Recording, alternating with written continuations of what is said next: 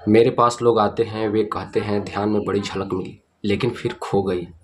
ध्यान का तो मूल्य ही इतना है कि झलक मिल जाए। कुछ लोग झलकों को पकड़ लेते हैं और उन्हीं को दोहराने लगते हैं और सोचते हैं सब हो गया। उपनिषद के साथ साथ हम करेंगे ध्यान ताकि मिले झलक, और आशा बांधेंगे समाधि की। उपनिषद शुरू होता है प्रार्थना से, और प्रार्थना है समस्त जगत से। हेलो दोस्तों, मैं नवीन कुमार। मैं उपनिषद का एक और अंश लेकर के आ गया हूँ, जिसमें ध्यान की बातें ओशो ने समझाई है कि आखिर उपनिषद पढ़ते समय हमको किस प्रकार का अनुभव होता है।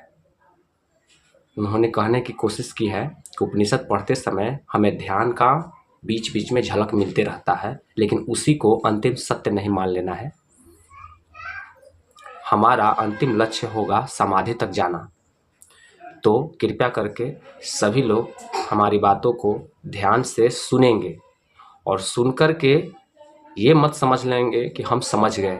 सुनकर के इस उपनिषद में कही गई बातों को करना है, उस पथ पे चलना है, तभी हम समाधि की अंतिम पराकाष्ठा तक पहुंच सकते हैं।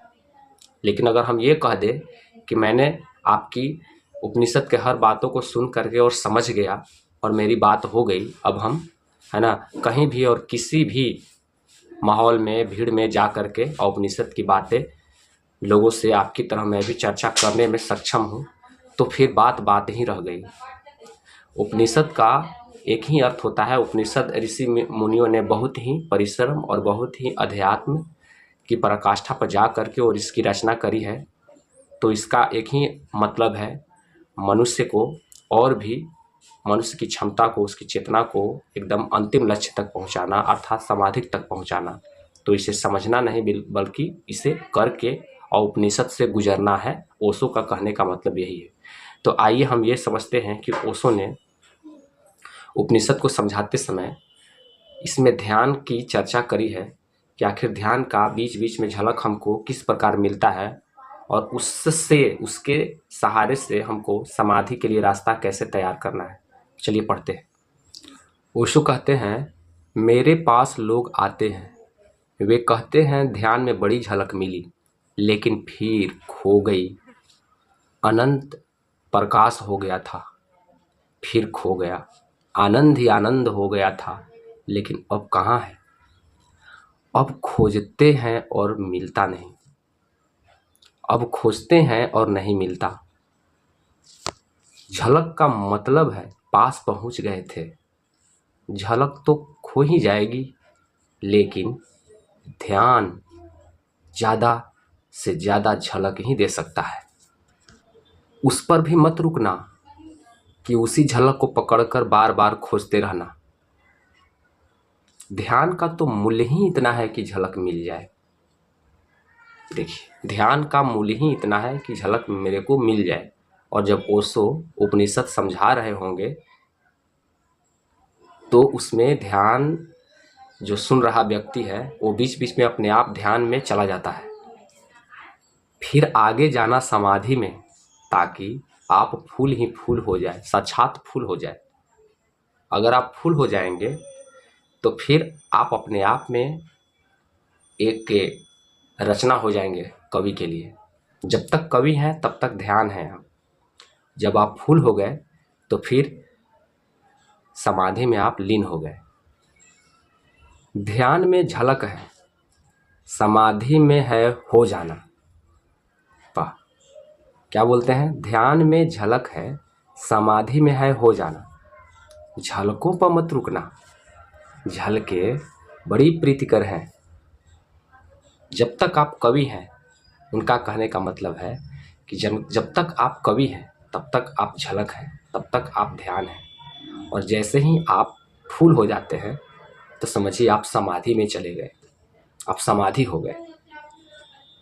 सारा जगत बासा मालूम पड़ने लगता है। जब तक झलक है तब तक आपको सारा जगत बासा मालूम पड़ेगा, क्योंकि झलक तो खो जाएंगी। एक झलक ध्यान में मिल जाए उस जीवंत की, उस फूल की, उस खिलावट की जो भीतर है, तो सारा जगत फीका और व्यर्थ हो जाता है। एक बार यदि झलक मिल गया उस फूल की, तो फिर सारा जगत फीका मालूम पड़ने लगता है। इसमें गहराई है, इस चीज को आप खुद से समझिए कि आखिर ऐसा क्यों कह रहे हैं।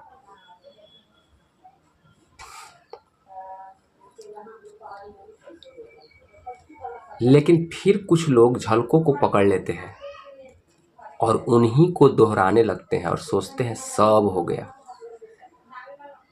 नहीं, ओशो फिर कहते हैं, जब तक आप ही न हो जाए, मतलब फुल, अर्थात ईश्वर ही जब तक आप न हो जाए, तब तक भरोसा मत करना कि ईश्वर है। लोग कहते हैं कि ईश्वर होते हैं कि नहीं होते हैं। उनके लिए एक छोटे से वाक्य में बहुत अच्छा वो ईश्वर की परिभाषा पेश कर दिए हैं। बहुत लोग कहते हैं ईश्वर होते हैं कि नहीं होते हैं। क्या आपने ईश्वर देखा है, या सच में ईश्वर होते हैं कि नहीं? आज तक कई मेरे पुरखे लोग ईश्वर के पूछते आ रहे हैं, लेकिन आज तक उनको भी भरोसा नहीं हुआ कि ईश्वर होते हैं कि नहीं। तो ईश्वर हैं, इसकी परिभाषा यही है। जब तक ईश्वर ही जब तक आप न हो जाए, तब तक भरोसा मत करना कि ईश्वर है, होता है। क्या बोला फिर से? ईश्वर ही जब तक आप न हो जाए, तब तक भरोसा मत करना कि ईश्वर है। हो सकते हैं क्योंकि है ही, ये जरूर कहना, हो सकते हैं क्योंकि है ही। खोलना है जरा, उघाड़ना है जरा, छिपे हैं, मौजूद हैं, अभी और यहीं। थोड़े से वस्त्र है और बड़े झीने वस्त्र है,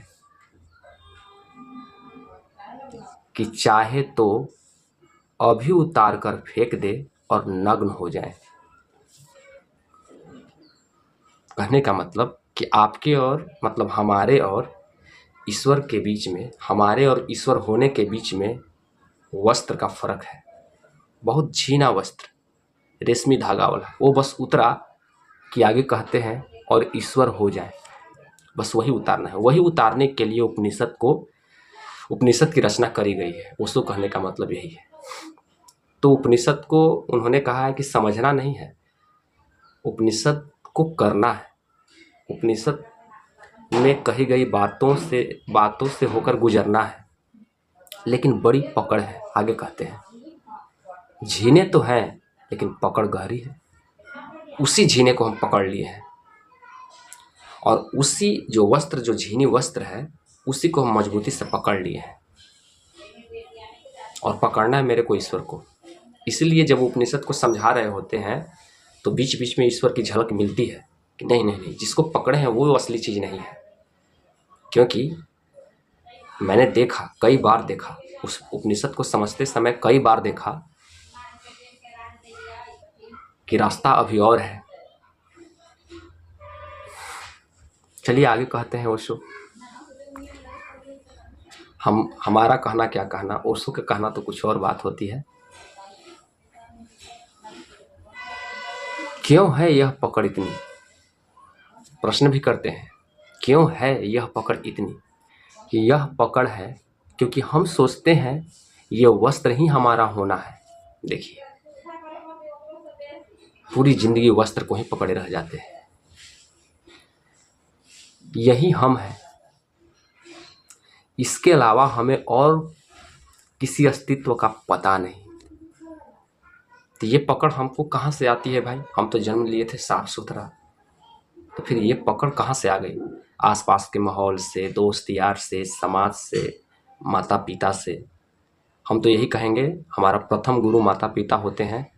तो ये जो वस्त्रों का पकड़ है, सबसे गहरा पकड़ बनाया गया वस्त्रों के लिए माता और पिता द्वारा।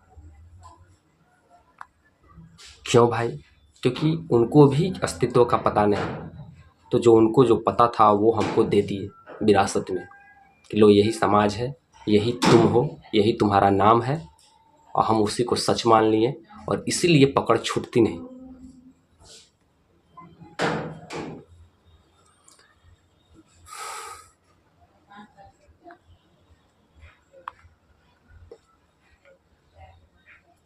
आगे ओशो क्या कहते हैं, इस उपनिषद में इशारे होंगे उस अस्तित्व के। देखिए, उपनिषद को जब हम समझते हैं, ओशो के द्वारा समझ रहे होते हैं, तो फिर वो उनका काम है इशारा देना।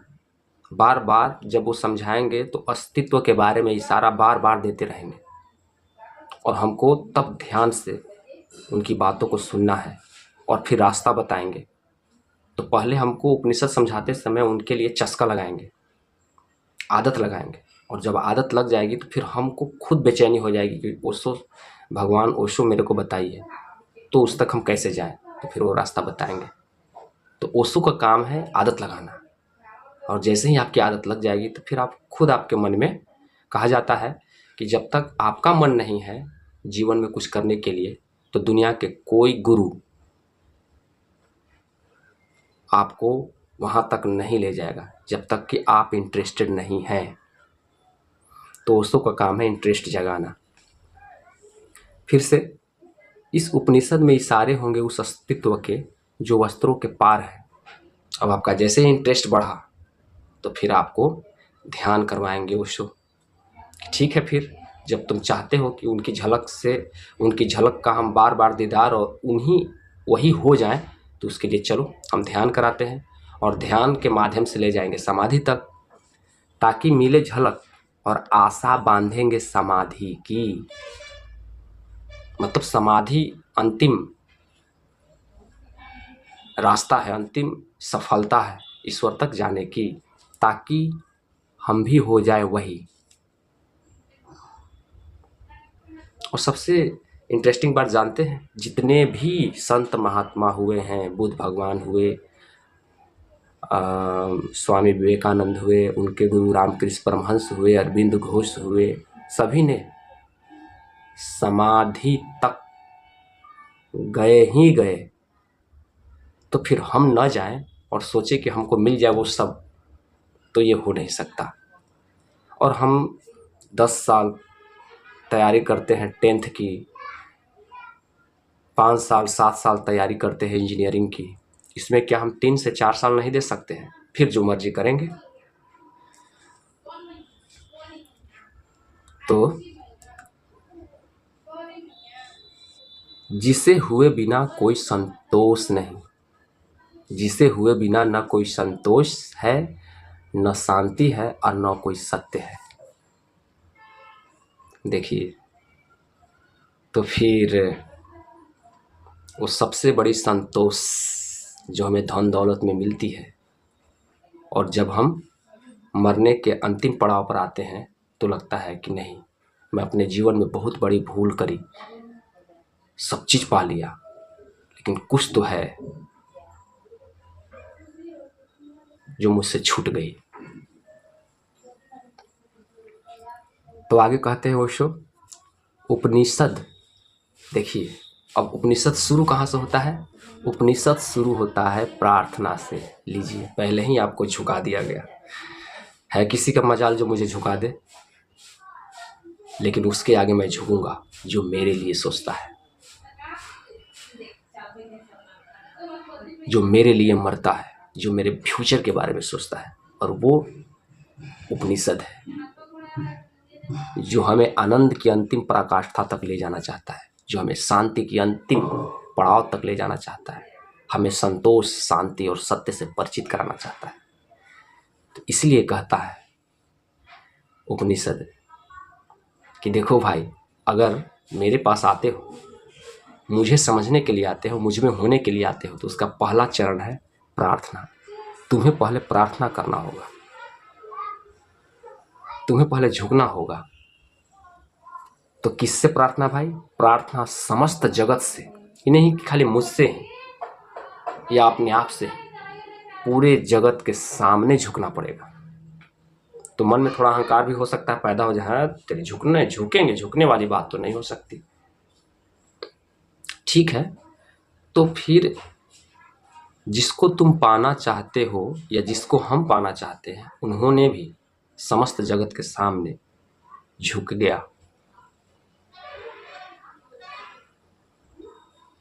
तो फिर जब हमारे परमपिता परमेश्वर ही हमेशा सारे जगत के प्रति झुकते हैं, तो उनके पास जाएंगे तो फिर हमको झुकना ही पड़ेगा। तो आज के लिए इतना ही दोस्तों। आपको ध्यान का जो पृष्ठभूमि है ना, ध्यान उपनिषद को पढ़ने से पहले है ना, जो ध्यान की झलक मिलता है, इसकी जो ओशो ने समझाने की कोशिश करी है कि जब मैं उपनिषद समझाऊंगा तो बीच बीच में ध्यान का जो झलक मिलेगा है ना, उसके रास्ते से समाधि तक कैसे ले जाना है, इसकी जो रास्ता इसमें बताई है। आपको कैसा लगा आप कमेंट में कहिएगा। खास करके युवा लोग, छोड़ना नहीं है, पूरा उपनिषद पढ़ना है। आज के लिए इतना ही। बहुत बहुत धन्यवाद। नमस्कार।